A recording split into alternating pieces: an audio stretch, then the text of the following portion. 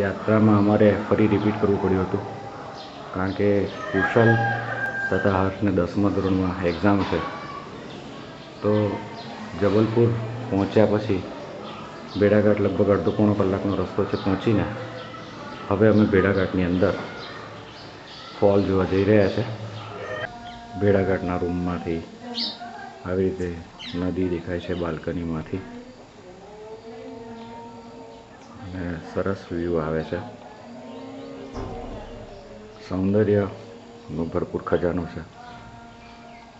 Loneliness જેને ન ચાલતી હોય, જેને પ્રકૃતિમાં રહેવું ગમતું હોય, એના માટે આનાથી સુંદર બીજું કોઈ સ્થાન નથી. આ નદીનો બીજો વ્યૂ છે.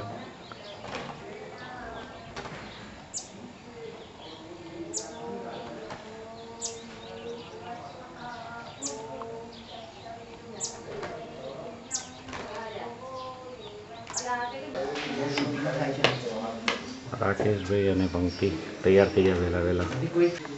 પંક્તિ સંતાઈ જવા ગતી હતી પણ પકડાઈ છે. અને ગિરીશ કાકા મેનેજરની રાહ જોઈને ઊભા છે. એક રૂમની વ્યવસ્થામાં પડ્યા છે.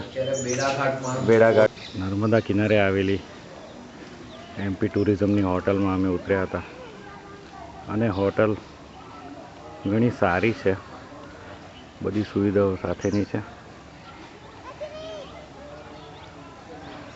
આ એનો મેઇન એન્ટ્રન્સ છે, જ્યાં તૈયાર થઈને બધા ટૂરમાં જવા ઊભા છે.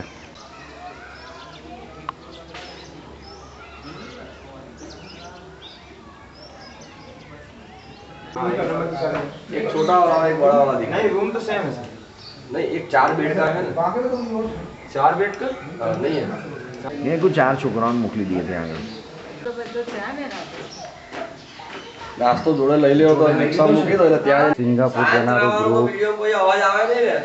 સિંગાપુર જનારું ગ્રુપ એવું નક્કી કર્યું કે હવે ભેડાઘાટ જોડે જઈએ. પછી બધા ભેડાઘાટ ગયા. રાકેશભાઈને વિડીયો જલ્દી પડાવો છે એટલે એમનો એકલોનો પાડી આપો. રિક્ષાની અંદર પણ BR સાહેબ સ્ટોલ માટે આવે છે, એટલે એનું બધું પેકિંગ ભાવના કરી.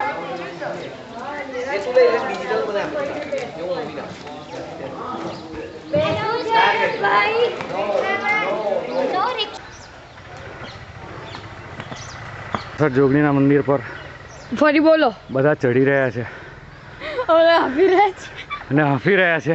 આ પાછળ જો બધી લેડીઝ ચાલતી આવે છે.